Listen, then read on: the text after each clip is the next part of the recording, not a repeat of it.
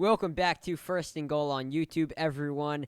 And today we are going to be talking about Deshaun Watson. So I'm sure you're familiar with the Deshaun Watson situation. So I'm going to break it down for you guys. Then we're going to have a little bit of fun with it. We're going to talk about maybe some trade situations. Maybe what's the future for the Houston Texans? What's the future for Deshaun Watson? So let's get into it. So going into the offseason, Cal McNair, the owner of the Houston Texans, promised Deshaun Watson, the quarterback of the Houston Texans, that he would have a say in who Houston hired as their head coach and who they hired as their GM. Now, that's all good, of course, right?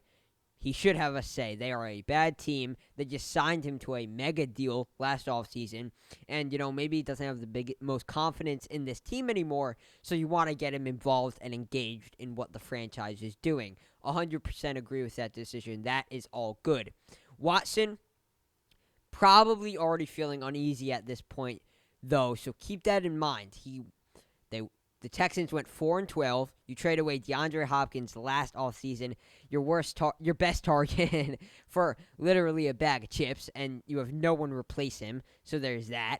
And then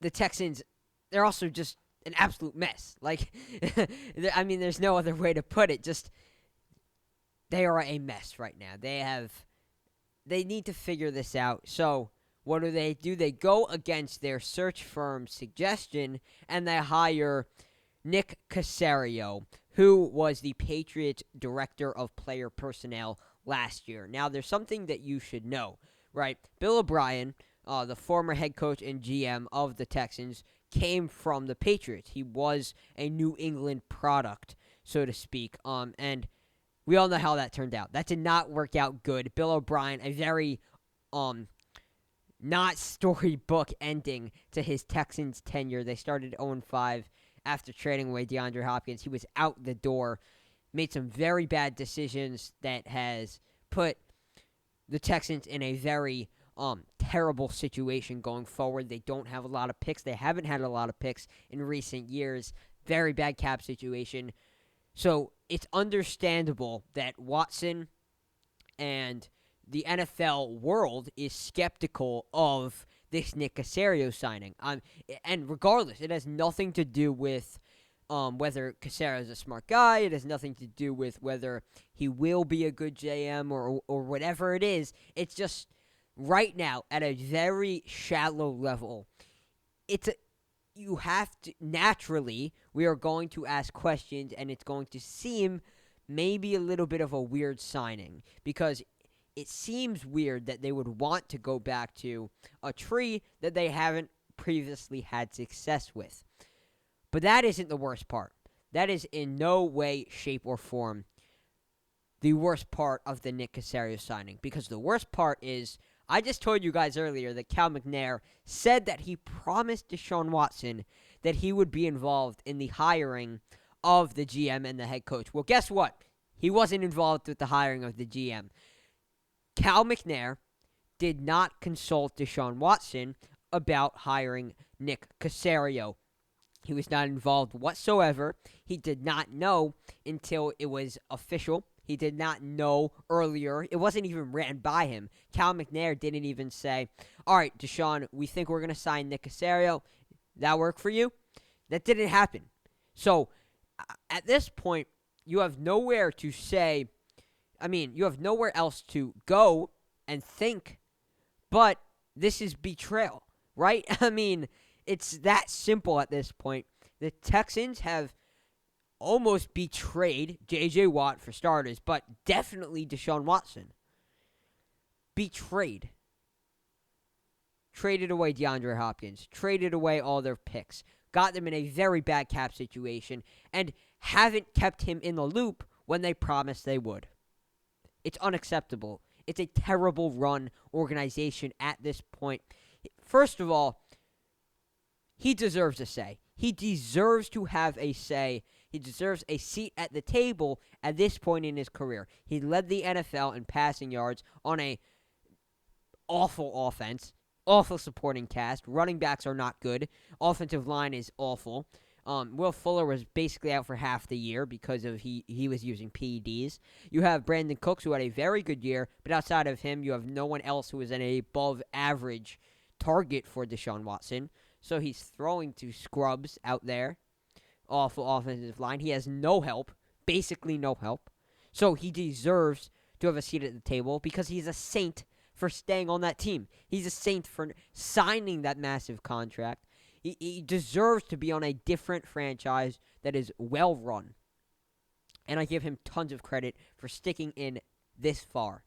Because if it was me, I'd be out of there. If I am Deshaun Watson at this point, I'm requesting a trade, no questions asked. That is what's happening. Because if I was Watson, I'd be fed up with how the Texans have treated him. I'd be fed up with all the embarrassing moves that they've made. And I would just need a change of scenery, need a new fresh start, need a well-run organization to be playing for, and one that respects me, that I will be able to mutually respect. This relationship has become so rotten and so poor, and the Texans have done it to themselves. I don't see any other way out of this than with a trade. Because Deshaun Watson, he's locked down for 4 more years, so it's not like he's going to be able to walk in free agency anytime soon. And Watson, he's furious. He said he's furious. He said he wants to wants to have a sit-down conversation with Cal McNair when he comes back from vacation. It's not good. This does not look good for Watson's future, for the Texans' future with Watson. So, at this point, personally, I see no way out of this except for a trade. So, where could he be traded? This is the fun part. Let's put Deshaun Watson on a different NFL team other than the bad Houston Texans. So, first of all, let's just address the rumors that have been flying around. The Dolphins. Supposedly, or there have been a lot of rumors, a lot of reports from reliable sources like Adam Schefter, Ian Rappaport, that there are rumors flying around about Deshaun Watson being traded to the Miami Dolphins for Tua Tagovailoa and multiple picks, presumably first-round picks, because that's the type of player that Deshaun Watson is. So, honestly, I like this fit because you have a very good coach in Brian Flores, guy that should be a Coach of the Year candidate in Miami. Also, a very good defense, so it would not be all on Deshaun Watson's shoulders to win every single game. Got some solid weapons, something to build off of, and also you have multiple first-round picks, which will obviously probably be gone, be traded if in this situation. But this is a very deep wide receiver class, so you're going to be able to get potential starters in second, third round, maybe even the fourth round. So that is very, very good if you are the Dolphins. You could get another guy on the opposite side of Devontae Parker. You already have Preston Williams, who's a pretty good player. Mike Gesicki. You have Salvon Ahmed in the backfield with Myles Gaskin and Matt Breida. So there are definitely pieces on that Dolphins team. And they also went 10-6 this year with Tua Tagovailoa, who did not play well this year. So if you put Watson, who is a Super Bowl caliber quarterback, on that offense, the sky's the limit. They can definitely take their game to the next level and become a Super Bowl contending team. Maybe not year 1 with him, but definitely year 2 and in the future. That would work. That would 100% work. But that is not my fit. That is not my perfect, ideal situation. I don't think that works as well as this team. My perfect situation, the perfect situation in my mind, and the most realistic one, is Watson being traded to the San Francisco 49ers. So first of all, the Texans benefit from this because it's out of the conference. So the Texans will never really have to deal with Watson in divisional play. They will never have to deal with Watson in conference play in the playoffs, right? They will never have to face him in the playoffs unless both teams do get to the Super Bowl in one given year. So that is a big check mark, something that really matters when teams are trading star players. So Texans, they'd definitely be down for that. For Watson, you're getting as far away from the Texans as possible. But in all honesty, you're going to a 49ers team that with an elite quarterback is ready to win now. They have an elite defense. Their defense, even though the team overall isn't playing that well, their defense is still playing very, very good. And even when it hasn't, well, they've had a lot of injuries this season. A lot of key pieces out. Nick Bosa, he tore his ACL in week 2. So he's been out for the entire year, and he's probably their best defensive player overall. So injuries have been the issue, but also the defense is playing very, very good football overall anyway. The real issue is the offense, and more specifically, the quarterback play. Jimmy Garoppolo, not really cutting it. Not really cutting it, especially we've seen that more so in his second year. He hasn't been good enough. And Deshaun Watson, you bring him in, of course he's good enough. He's Deshaun Watson. He led the league in passing yards this season on a terrible offense. So not only do they have a fantastic defense, not only do they have an elite defense that will be able to win games even on Deshaun Watson's off nights. So it won't be all on Deshaun Watson's shoulders like we've seen it has to be in Houston. He has weapons on the offense. You have two very good first of all, on the offensive line, two very good tackles in Trent Williams and Mike McGlinchey. Not as much scrambling, not as much moving around and improvising. That he not that isn't going to be as big of a part of his game that it has been in Houston, right? And that's definitely a positive. And also, when you do get in those situations, well, you have George Kittle, who's one of the most reliable targets in the NFL. He's also a top 2 tight end overall in the NFL and a fantastic receiver. He just bowls over people after the catch. He's a great run after catch tight end. Really, really good player there. And when you get in those scramble situations where the pocket breaks down, he's going to present himself. He's going to get open for you and be a very good check down option. You also have some good running backs, Raheem Mostert, Jeff Wilson, who gets involved, Tevin Coleman, who's a very good receiving back, which is very valuable to the type of play to the type of player that Deshaun Watson is. And also, I talked about it earlier on an earlier episode of the podcast, but Deebo Samuel and Brandon Ayuk are becoming a very, very good wide receiver duo. Samuel is their slot guy, right? He's their shifty, very good route runner. Kind of player that works within the middle of the field, very tough.